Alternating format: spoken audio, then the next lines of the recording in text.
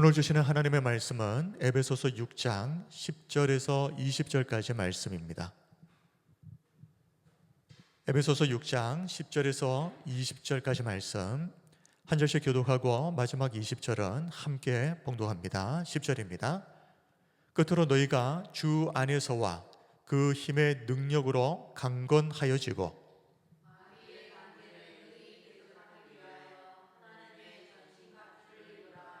우리의 씨름은 혈과 육을 상대하는 것이 아니요 통치자들과 권세들과 이 어둠의 세상 주관자들과 하늘에 있는 악의 영들을 상대함이라.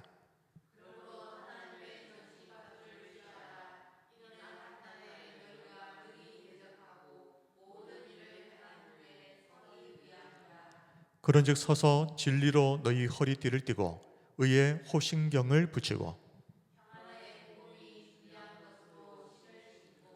모든 것 위에 믿음의 방패를 가지고 이로써 능히 악한 자의 모든 불화살을 소멸하고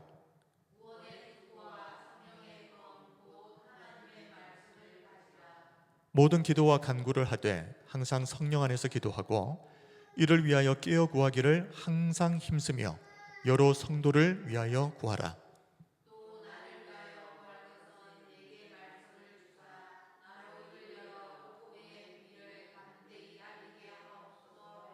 함께합니다.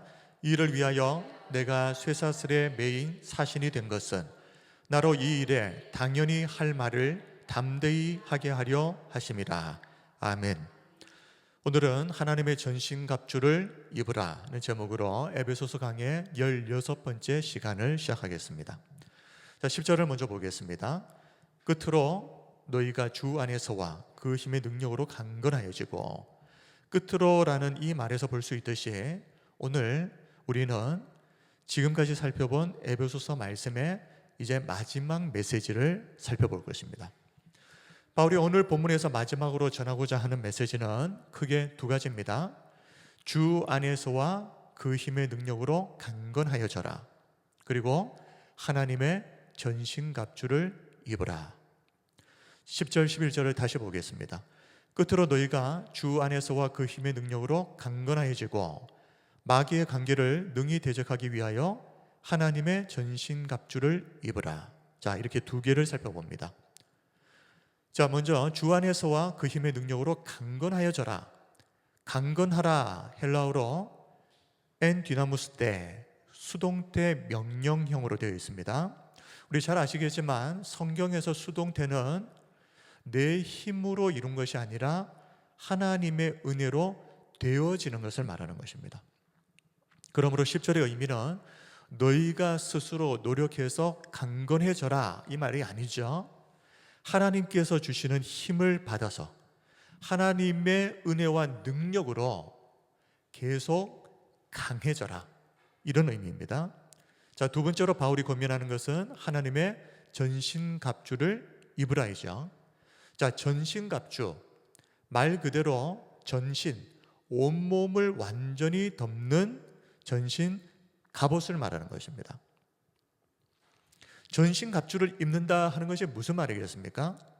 지금 성도가 영적 전쟁, 그것도 치열한 영적 전쟁 중에 있다는 것을 전제로 하는 것이죠. 우리는 평상시에 갑주를 입지 않습니다. 갑옷을 입지 않습니다. 전쟁이 일어났을 때. 자, 바울이 먼저 성도들이 감당해야 할 이 전쟁이 어떤 전쟁인가에 대해서 분명하게 밝힙니다. 이 전쟁은 사람과의 육적인 전쟁이 아니라 마귀와의 영적 전쟁이다.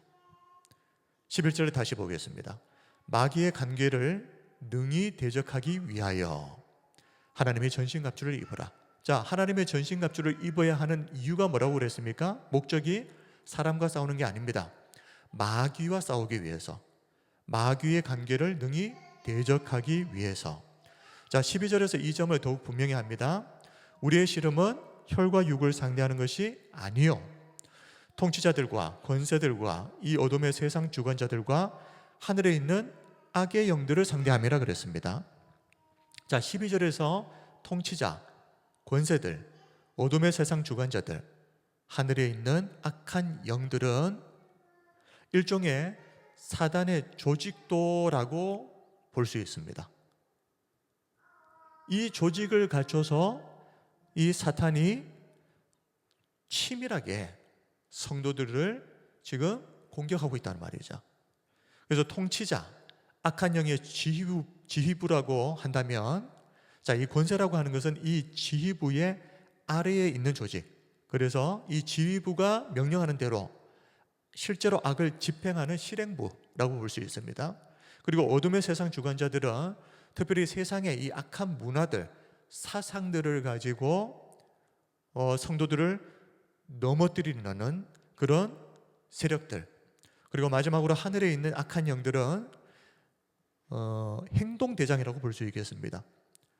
실제로 성도 개개인의 삶으로 침투해서 이 성도들에게 거짓을 가르치고 의심, 절망, 미움, 교만, 이런 모든 악한 것들을 불어넣어서 하나님과의 관계를 갈라놓으려고 하는 이 실전에서 활동하는 행동대장들. 자, 이렇게 사탄은 성도를 공격할 때 그냥 이렇게 오합지졸처럼 그렇게 공격하지 않습니다. 치밀하게 조직을 갖추어서 공격을 하는데, 정작 성도들은 누구와 싸워야 하는지 싸움의 대상도 제대로 파악하지 못하고 있다면 이것이 얼마나 심각한 일이겠습니까? 설마 이런 일이 있겠나? 설마가 아닙니다. 실제로 이런 일들은 우리 주변에서 종종 일어나고 있는 일들입니다. 여러분이 싸워야 될 대상이 누구냐? 아군과 오인들에게 총을 쏴버리는 이런 일을 한다면 이것은 진영 전체를 위험에 빠뜨리게 만듭니다. 에베소서 6장 12절 말씀에 따르면 우리가 싸워야 할 대상은 어떤 경우에도 사람이 될 수 없다, 이것을 분명히 경고하고 있죠. 어떤 경우에도입니다. 사람은 우리가 싸워야 될 대상이 아니다. 자, 우리가 이것을 명심해야 됩니다. 우리가 진짜 싸워야 될 대상은 사람이 아니라 그 사람의 배후에서 악을 조장하고 있는 사탄, 마귀다. 그러므로 지금도 영적 전쟁을 감당하고 있는 우리 모든 성도들은 사람은 내가 싸워야 할 대상이 아니라는 것, 악한 원수의 손에서 건져내야 할 대상이라는 것을 절대 잊으면 안 됩니다. 최소한 우리가 싸울 때 누구하고 싸워야 되는지는 알고 싸워야 되지 않겠습니까? 자중질환이라는 사자성어가 있습니다. 풀이하면 스스로 내부에서 난리를 일으킨다. 내부, 같은 편끼리 서로 싸워서 일어나는 난리, 자중질환. 사탄이 영적 전쟁에서 가장 많이 사용하는 전략이 바로 이것입니다. 자신은 앞으로 드러나지 않습니다. 항상 사람들 뒤에 숨어서 사람들을 조종하죠. 그래서 어떻게 만듭니까? 사람과 사람이 싸우게 만드는, 이것이 자중질환의 전략입니다. 사탄이 가장 많이 사용하는 전략. 성경의 예를 보면 사사기 20장을 보면 이스라엘 12지파가 지금 똘똘 뭉쳐서 외부의 적들과 싸워야 함에도 불구하고 내부의 문제로 서로 분쟁을 합니다. 그러다 보니 어떤 일이 벌어지는가 하면요, 베냐민 지파가 거의 멸절할 뻔했던, 한 지파가 아예 사라질 뻔했던 그런 일이 있었습니다. 이런 것이 자중질환이죠. 싸워야 될 대상은 가나안의 이방인들인데 지금 이스라엘 자기들끼리 싸우고 있는 겁니다. 그래서 한 지파가 없어질 뻔했습니다. 12지파가 11지파가 될 뻔했다는 겁니다. 고린도 교회는 또 어떻습니까? 사단과의 영적 전쟁에 모든 것을 집중해도 시원찮을 그럴 판에 이 고린도 교회는 4개의 당파로 나뉘어져서 매일매일 서로를 헐뜯고 공격합니다. 심지어 성도들끼리의 분쟁을 교회 안에서 해결하지 못해가지고 세상 법정에 끌고 가서 서로를 고소하는 일까지 벌어졌습니다. 그런 고린도 교회의 성도들을 향해서 바울이 이렇게 말하죠. 고린도전서 3장 9절, 우리는 하나님의 동력자들이요. 동력자가 뭡니까? 같은 목적을 위해서 함께 일하는 사람들 아닙니까? 그런데 동력자인 아군끼리 총부리를 겨누고 있다면 이게 얼마나 한심한 일입니까? 이것이 사단의 괴략에 놀아나는 것입니다. 그러므로 성도는 꼭 명심해야 됩니다. 어떤 경우에도 우리가 싸워야 될 대상은 사람이 아니다. 함께 힘을 합쳐 하나님의 나라를 세워갈 동력자들이 바로 우리 옆에 있는 우리 성도들이다. 만약 사단에게 속아서 사람을 싸움의 대상으로 삼는 순간 우리는 아예 전쟁 전에 싸움의 대상조차도 제대로 파악하지 못했기 때문에 이런 싸움은 필패할 수밖에 없습니다. 반드시 집니다. 사람과 싸워서 이겼다고 해서 이긴 게 아니다 이 말입니다. 지금부터는 성도가 마귀와의 영적 전쟁에서 승리하기 위해서 이제 반드시 갖추어 입어야 할 오늘의 주제 전신갑주에 대해서 구체적으로 하나씩 살펴봅니다. 자, 먼저 바울은 13절에서 성도가 왜 하나님의 전신갑주를 입어야만 하는가?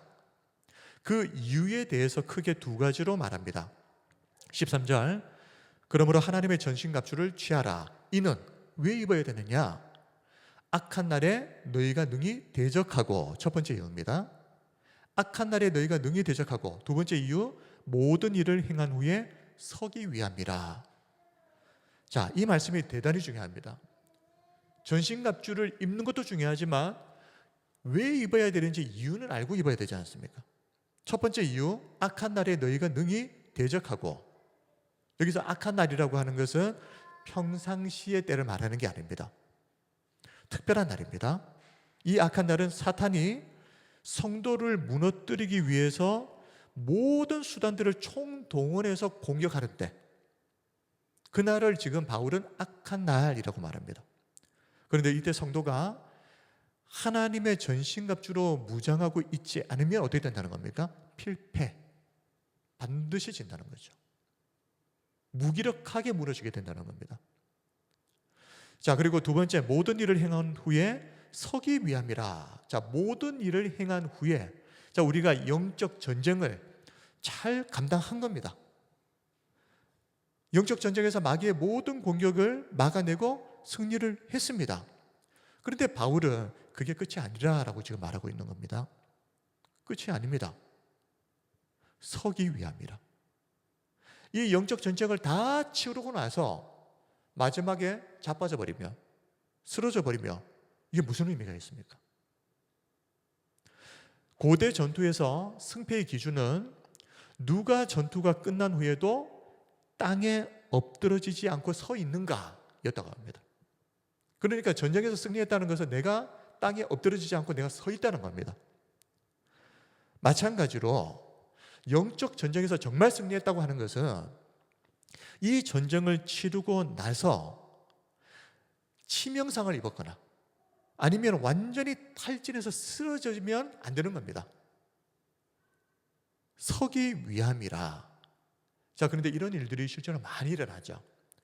목회자들 중에도 또 사역자들 중에도 사역을 잘 감당하고 또 어떤 큰 대형 집회나 이런 것들을 잘 감당하고 나서 다 끝나고 나서 탈진하고 쓰러져 버리고 영적으로 무너져 버린 일들이 비일비재합니다. 그런 일 중에 성경의 예 중에 하나가 엘리야 선지자죠. 바알과 아세라를 따르는 850명의 선지자와 싸워서 이겼던 엘리야 선지자가 이세벨의 말 한마디에 무너져 버립니다. 그러니 영적 전쟁에서 승리했다는 것도 중요하지만 그것이 진짜 승리가 되려면 그 전쟁 이후에 우리가 서 있어야 된다는 겁니다. 실컷 싸움은 잘하고 탈진해가지고 쓰러져 버렸다면 이거는 사실 승리했다고 해도 승리했다고 말하기가 어려운 상태다. 서기 위함이라. 사탄이 모든 수단을 총동원해서 성도를 공격하는 이 악한 날뿐만 아니라 자, 모든 일을 행한 후에 영적 전쟁에서 승리를 한 이후에까지도 끝까지 서 있는 승리자. 이것이 가능하려면 어떻게 해야 된다는 겁니까? 바울은 성도들이 모든 순간 하나님의 전신갑주로 무장하고 있어야 한다라고 말하는 것이죠. 자, 그렇다면 성도가 입어야 할 전신갑주는 구체적으로 무엇인지 한번 살펴보겠습니다. 우리 14절부터 17절 말씀을 함께 읽습니다. 시작. 그런즉 서서 진리로 너희 허리띠를 띠고 의에 호심경을 붙이고 평안의 복음이 준비한 것으로 신을 신고 모든 것 위에 믿음의 방패를 가지고 이로써 능히 악한 자의 모든 불화살을 소멸하고 구원의 투구와 성령의 검 곧 하나님의 말씀을 가지라. 아멘. 자, 이 말씀은 성경을 보시면서 그림을 좀 참조하시기 바랍니다. 이 그림을 보시면 자, 진리의 허리띠입니다. 당시 군인들은 긴 옷을 입고 있었기 때문에 전투를 하려면 이 허리띠를 가지고 옷을 단단하게 이렇게 묶어야 됩니다. 만약 허리띠를 제대로 묶지 않으면 민첩하게 움직일 수가 없죠. 그리고 싸울 때마다 옷이 걸리적거릴 겁니다. 바울은 성도들이 영적 전쟁에 있어서 가장 기본적인 준비가 뭐냐? 이 진리의 허리띠를 단단히 묶는 것. 진리로 우리의 삶을 단단하게 묶어주는 것. 거짓의 아비인 사단의 말에 속지 않고 영적으로 혼란한 세상 속에서도 이 신앙의 중심을 진리로 단단하게 붙잡고 살아가는 것. 그래서 진리의 허리띠입니다. 자, 의의 호심경 그림을 보시면 자, 호심경은 목에서부터 이 허벅지 상부까지를 심장, 폐, 간 이런 생명과 직결되는 장기를 보호하기 위해서 입는 이 가슴 바지를 말하는 것입니다. 자, 그런데 바울은 이렇게 우리의 영적 생명을 보호하는 데 있어서 가장 중요한 이 영적 호심경이 바로 의라고 말하고 있습니다. 의의 호심경. 자, 여기서 말하는 의는 어떤 의를 말하겠습니까? 사람의 의가 아닙니다. 예수 그리스도를 통해서 성도에게 전가되어진 하나님의 의. 성도가 바로 이 예수님의 피로 인해서 의롭게 되었다 하는 것을 내가 어떻게 열심히 노력해서 내 행위로 의롭게 된 것이 아니라 예수 그리스도의 희생을 통해서 내가 그 은혜로 의롭게 되었다. 이것을 굳게 믿을 때 어떻게 됩니까? 사단이 우리를 참수하고 공격할 때에도 우리를 능히 보호할 수 있다는 겁니다. 성도가 종종 영적인 치명상을 입는 이유가 뭘까요? 가장 중요한 이유 중에 하나가 자기의 의를 의지하기 때문입니다. 내 의라고 하는 것은 불완전하기 때문에 사단은 그 틈을 노리고 어떻게 합니까? 비방하고 참소합니다. 그러면 이겨낼 수가 없는 겁니다. 우리가 영적으로 치명상을 입지 않으려면 의의 호심경, 내 의가 아니라 하나님의 의를 가지고 우리의 가슴을 보호를 해야 된다. 자, 세 번째로 평안의 복음이 준비한 신발. 당시 로마군은 칼리가라고 불리우는 군화를 신었습니다. 근데 그 군화의 밑바닥을 보면 단단한 징이 박혀 있습니다. 자, 이것 때문에 자갈길이나 흙탕물에서도 미끄러지지 않고 굳건하게 서 있을 수 있었습니다. 바울은 우리 영적 전쟁에 있어서 이 군화 역할을 하는 것이 뭐라고요? 평안의 복음이다 라고 말하는 것이죠. 자, 이 평안이라는 것이 어디에서부터 오겠습니까? 임마누엘, 하나님이 지금도 나와 함께 하신다. 이 확신을 가지고 성도가 이 평안을 유지할 때 성도는 치열한 영적 전쟁의 한가운데 있어도 절대 흔들리지 않게 된다는 겁니다. 그러므로 우리는 내 의가 아니라 하나님의 의를 의지하고 지금도 이 상황에서도 도저히 납득할 수 없고 받아들일 수 없는 상황 속에서도 하나님이 여전히 나와 함께 하신다는 이 임마누엘, 이 확신을 통해서 우리가 평안할 때 흔들리지 않는다. 자, 네 번째로 모든 것 위에 믿음의 방패라고 했습니다. 자, 모든 것 위에. 자, 모든 것 위에. 자, 제가 이 그림을 찾다 보니까 이 전신갑주를 표현한 그림들 중에 잘못된 그림 중에 하나가 이 조그마한 방패를 들고 있는 겁니다. 그래서 챗GPT로 바꿨습니다. 이런 방패 말고 온몸을 뒤덮을 수 있는 전신 방패.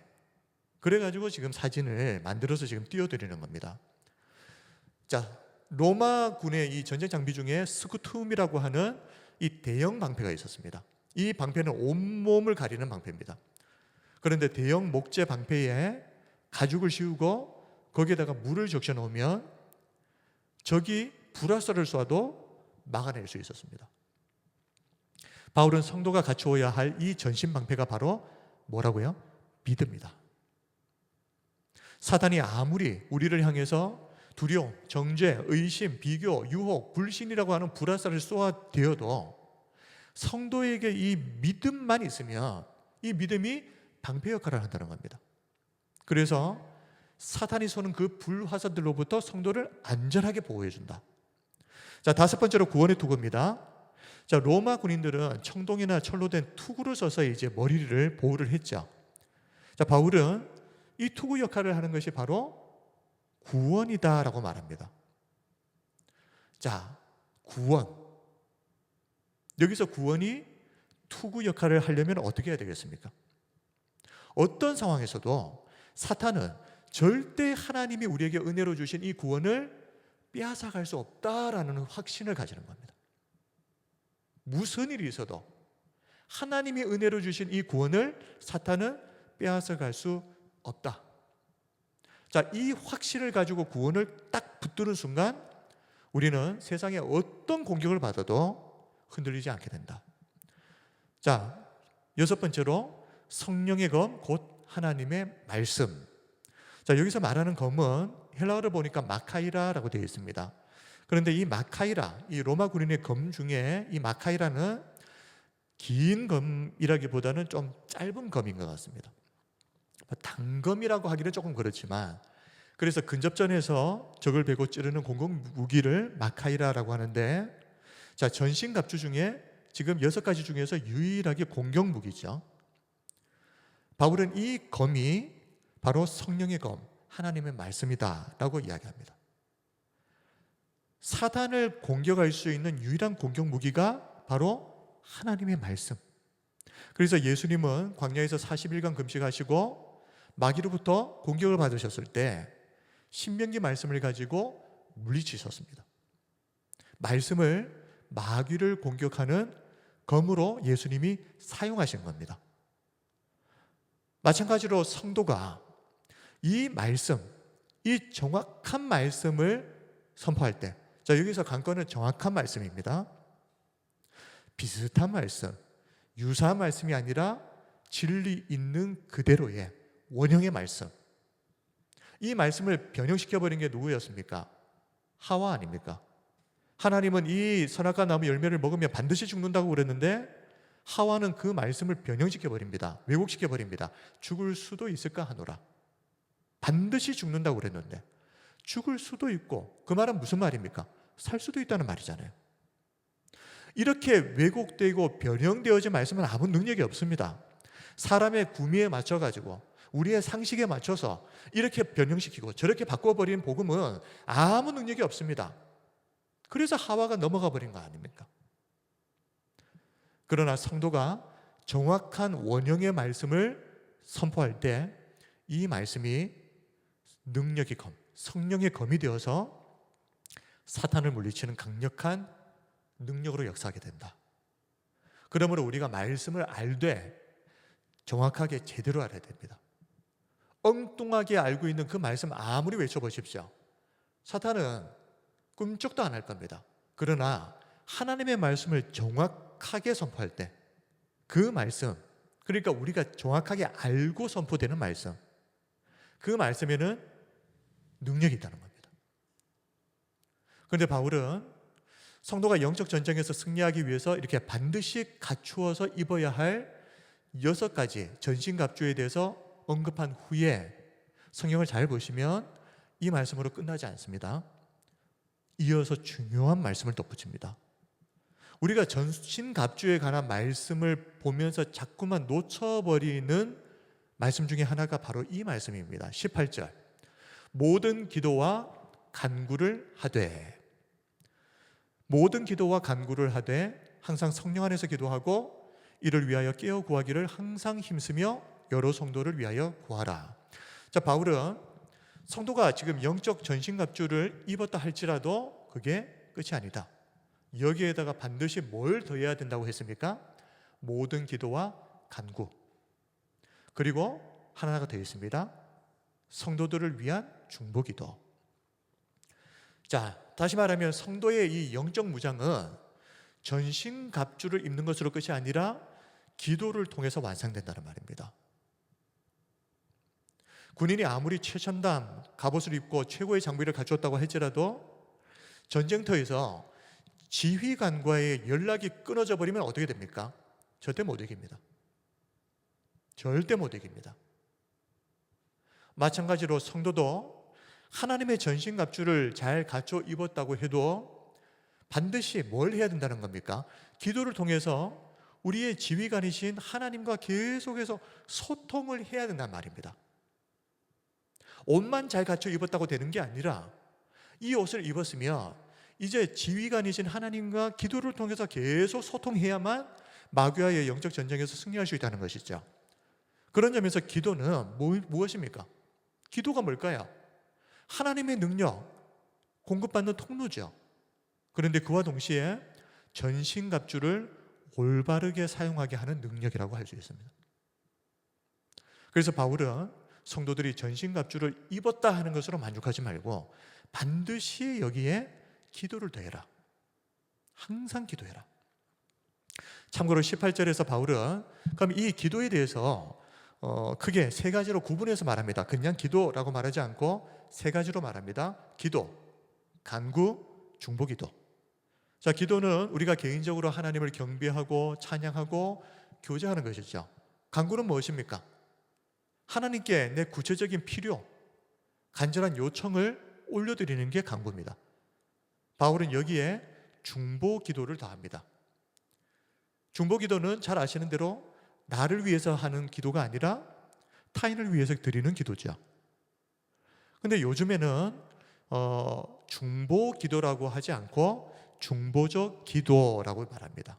왜 그러냐면 예수님만이 오직 유일한 중보자이시기 때문에, 그래서 우리가 중보기도를 할 수는 없고 중보적 기도를 할 수 있다. 그래서 중보적 기도 이렇게 바꿔서 말한다고 합니다. 자, 그런데 바울은 이어서 이렇게 성도들이 기도, 간구, 중보기도를 할 때 지켜야 할 중요한 세 가지 원칙이 있다라고 말합니다. 항상 성령 안에서 기도하고, 첫 번째. 두 번째, 이를 위하여 깨어 구하기를 항상 힘쓰며, 세 번째, 여러 성도를 위하여 구하라. 여러 성도를 위하여 구하라는 앞에서 말했던 중보기도와 지금 이제 겹치는 부분인데요. 자, 첫 번째로 어떻게 기도해야 되는가? 항상 성령 안에서 기도하라는 겁니다. 내가 내 마음대로 기도하는 것이 아니라 성령 안에서 기도하라. 이것은 내 생각, 내 뜻이 아니라 성령의 뜻과 성령의 인도하심을 구해서 기도하라는 말이죠. 사실 성도는 자신이 지금 기도하고 구하고 있는 것이 정말 나에게 유익하고 바른 것인지를 잘 알지 못할 때가 많습니다. 그래서 엉뚱한 거 구하는 거 아닙니까? 그러나 성령은 우리에게 가장 좋은 것이 무엇인지를 정확하게 아시는 분이십니다. 그리고 무엇보다도 하나님의 가장 깊은 것도 통달하시는 분이 성령님이시기 때문에 이 성령님은 하나님이 성도들이 어떤 기도를 가장 기뻐하시는지를 정확하게 아시는 분이십니다. 그래서 성도는 성령 안에서 기도해야 되는 겁니다. 하나님이 우리에게 어떤 기도를 원하시는지, 어떤 기도가 하나님을 기쁘시게 하는 것인지를 성령의 인도하심을 통해서 우리가 알고 그 성령을 힘입어서 기도하는 것. 그래서 그냥 기도만 하면 된다 이게 아닌 것이죠. 항상 성령 안에서 기도하고, 그리고 두 번째 원칙은 깨어 구하기를 항상 힘쓰라. 자, 깨어 구하기를 항상 힘쓴다. 자, 사탄이 성도를 공격을 할 때 항상 주의 깊게 보는 부분이 있습니다. 느슨해진 틈이 어디에 있는가 하는 것을 봅니다. 그래서 성도들은 사단에게 틈을 주지 않기 위해서 항상 깨어서 기도하기를 힘써야 되죠. 자, 그런데 이렇게 영적으로 깨어서 기도하는 사람은 사단의 속임수를 정확하게 분별하고 또 자신의 영적 상태를 항상 점검하기 때문에 틈을 주질 않는 겁니다. 자, 마지막으로 어떻게 기도하라고요? 여러 성도를 위하여 구하라. 여러 성도를 위하여 구하라. 자기 자신만을 위해서 기도하지 말고 주변에 있는 성도들을 위해서 중보 기도하라. 그 이유는 사탄과의 이 영적인 전쟁은 혼자만의 개인적인 싸움이 아니라 공동체의 싸움이기 때문입니다. 그래서 바울은 자기 자신만을 위해서 기도하지 말고 이것은 공동체에 우리 함께 해야 될 싸움이니까 모든 성도들을 위해서 서로가 서로를 위해서 중보 기도해야 한다라고 권면하는 것이죠. 자, 실제로 모든 성도들은 성경 말씀에 의하면 그리스도 안에서 한 몸입니다. 한 몸이 맞다면 한 지체가 약해지면 온 몸이 영향을 받을 수밖에 없겠죠. 그래서 우리가 다른 성도들을 위해서 중보 기도하는 것은 결국은 누구를 위한 것입니까? 나를 위한 것입니다. 내가 저 사람을 위해서 내가 기도 좀 해준다. 그게 아닙니다. 교회 안에 한 지체가 약해져서 사탄이 틈타는 틈이 되어버리면 그 영향은 고스란히 우리 모두에게 오게 됩니다. 그래서 약한 성도들, 어렵고 힘든 상황 중에 있는 성도들을 위해서 내가 중보 기도해 준다는 것은 이것은 나를 위해서 그렇게 해야 되는 겁니다. 마지막으로 바울은 바울 자신을 위해서도 기도해 달라라고 요청을 하는데 우리 19절 20절을 보십시오. 또 나를 위하여 구할 것은 내게 말씀을 주사 나로 입을 열어 복음의 비밀을 담대히 알리게 하옵소서 할 것이니 이를 위하여 내가 쇠사슬에 매인 사신이 된 것은 나로 이 일에 당연히 할 말을 담대히 하게 하려 하심이라. 자, 바울이 성도들에게 중보 기도를 부탁하고 있죠. 중보 기도를 부탁한다는 것은 이런 의미입니다. 바울 자신도 교회 공동체의 한 몸이다, 한 지체다라는 것을 고백하는 것이죠. 그리고 동시에 나 같은 사람도 교회의 성도들의 중보 기도가 필요한 연약한 존재라는 것을 인정하는 것입니다. 목회자들이 성도들을 위해서 기도해 주는 이 중보 기도를 우습게 생각하시면 안 됩니다. 저는 기도 필요 없습니다. 다른 사람들 더 힘든 사람이 있는데 그 사람들 위해서 기도해 주십시오. 그렇게 자신만만해 할 때가 아닙니다.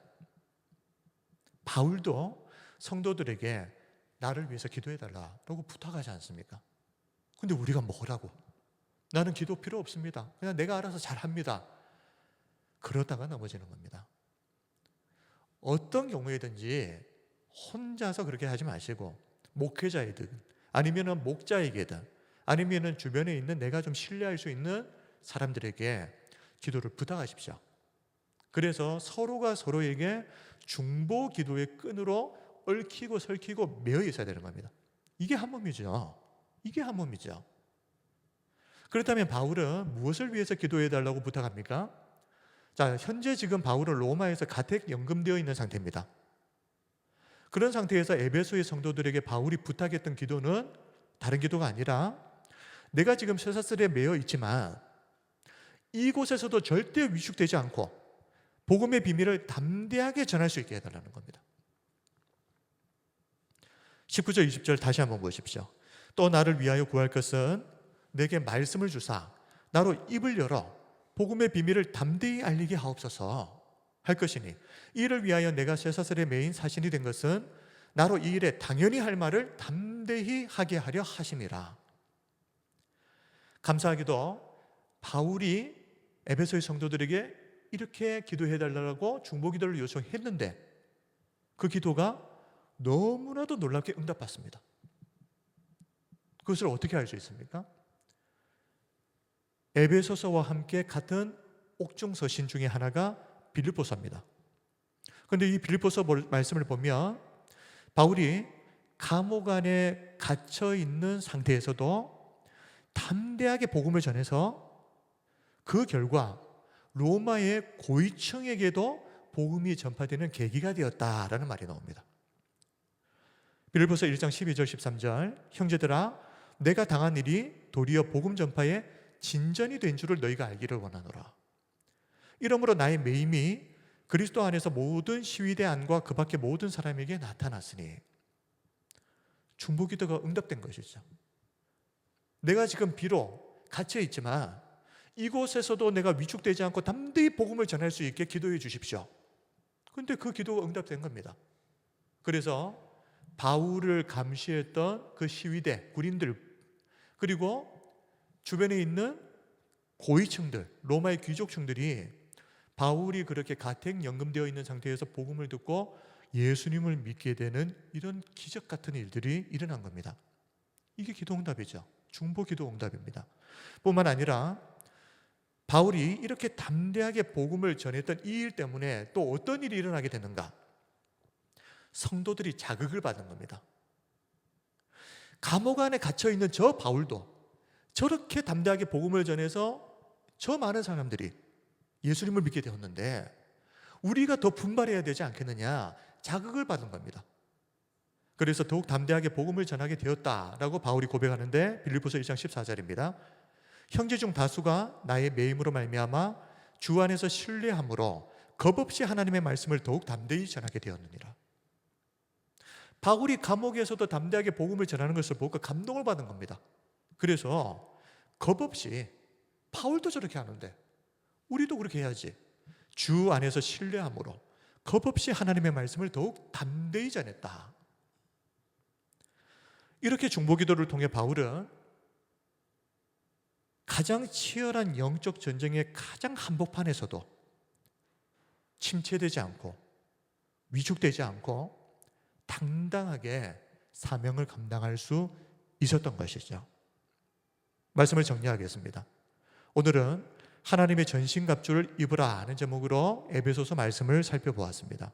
앞에서도 말씀드린 것처럼 끝으로 마지막 메시지죠.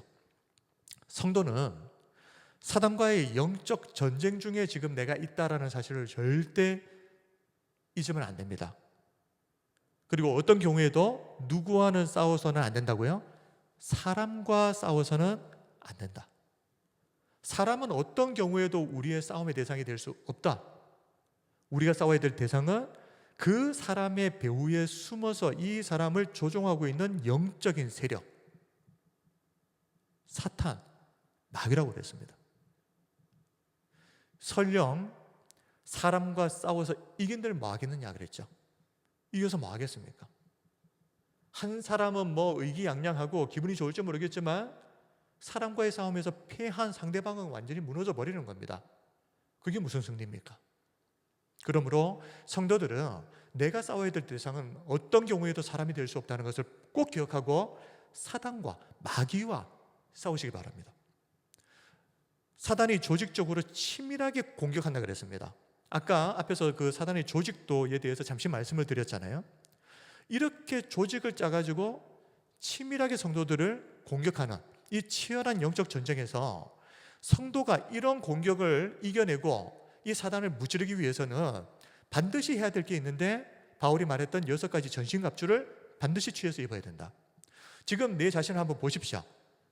오늘 성경에서 말하고 있는 6가지 전신갑주 가운데에 준비되지 않은 것이 뭐가 있는지, 그게 뭐가 됩니까? 사단에게 틈이 되는 겁니다. 구원의 투구가 없으면 사탄은 집중적으로 그 사람의 머리만 공격할 겁니다. 어떤 방법으로 해요? 구원을 뒤흔드는 방법으로. 네가 무슨 구원을 받았겠느냐? 네가 이런 죄를 지었는데 어떻게 그 구원이 그대로 유지될 수 있느냐? 그리고 어떤 사람은 평안에 예비한, 복음에 예비한 신발, 평안이 끼어져 버리면 그것이 사단에게 틈이 되어서 사단은 또 그 부분만 집중적으로 공격할 겁니다. 어디를 공격하든 한 곳에만 치명상을 입히면 끝나니까요. 그래서 우리가 이 영적 전쟁에서 승리하기 위해서는 반드시 전신갑주 6가지를 잘 갖춰 입어야 된다. 혹시라도 갖춰져 있지 않은 것이 있다면 빨리 점검하고 갖춰 입으시기 바랍니다. 그리고 중요한 것은 영적 전쟁을 치르고 나서 탈진해서 다 쓰러져 버리면, 엘리야처럼 쓰러져 버리면 그 아무 소용이 없다 그랬습니다. 진짜 승리는 무엇입니까? 전쟁을 치르고 나서 당당히 서 있는 겁니다. 그래서 서 있게 하려 합니다. 그리고 마지막으로 이 전신갑주가 활성화되려면 어떻게 해야 된다 그랬습니까? 기도를 통해서 이 영적 무장이 완성이 된다 그랬습니다. 기도, 간구, 특히 중보기도가 중요하다 그랬습니다. 중보기도. 성도들이 같은 영적 전쟁을 치르고 있는 한 몸이다. 이것을 우리가 기억하면서 서로를 위해서 중보기도할 때 이것은 그 사람을 위해서만이 아니라 바로 나를 위한 것이다. 그러니 우리가 서로가 서로를 위해서 중보기도하는 것을 귀히 여기고, 기도하실 때마다 꼭 우리 교회의 성도들, 특히 연약한 성도들을 위해서 집중적으로 중보기도해 주시기 바랍니다. 이것이 곧 누구를 위해서 위한 것이라고요? 나를 위한 것입니다. 이 기도를 통해서 하나님은 가장 최악의 영적 상황 속에서도 성도들에게 놀라운 복음의 승리를 맛보게 하실 줄 믿습니다. 오늘 말씀을 통해서 매일매일 삶에서 승리하는 저와 우리 모든 성도님들이 되시길 주님의 이름으로 축원합니다. 아멘. 이 시간 우리 함께 기도하겠습니다. 주신 말씀을 기억하면서 우리 기도할 때, 하나님, 우리가 영적 전쟁을 치르면서 혹시라도 사단이 아닌 사람과 싸우는 일이 없습니까? 우리 자신들을 좀 잘 돌아봤으면 좋겠습니다. 싸워야 될 대상이 무엇인지조차 알지 못하면 그 전쟁은 필패입니다. 어떤 경우에도 사람은 싸움의 대상이 될 수 없다는 것을 우리가 기억하고 사단과 싸울 수 있도록, 마귀와 싸울 수 있도록, 그리고 전신갑주를 가지고 우리의 어떤 부분도 틈이 생기지 않게 마귀가 틈타는 곳을 원천 차단해서 우리가 이 영적 전쟁에서 승리할 뿐만 아니라 그 전쟁을 마치고 나서 영적으로 탈진해서 쓰러져 버리는 그런 사람이 아니라 끝까지 서 있는 사람,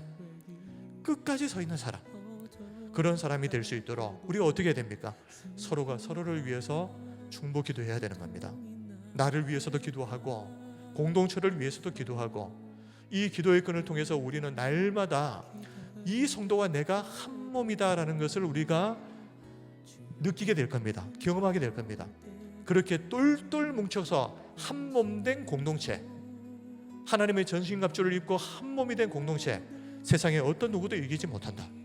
아버지 하나님, 우리 교회가, 우리 성도들이 바로 이런 성도와 이런 교회가 되게 해 주옵소서.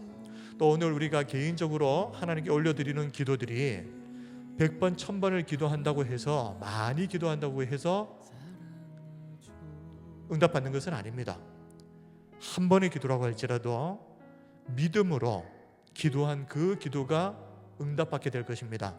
오늘 우리가 이 시간에 우리가 간절히 하나님 앞에 기도할 때 내 개인의 문제들, 내 자녀들, 내 가족, 내 일터의 문제들을 다 하나님 앞에 내어놓고 우리가 기도합시다. 그리고 하나님께서 가장 선하고 좋은 것으로 응답하신 것을 믿고 기도합시다.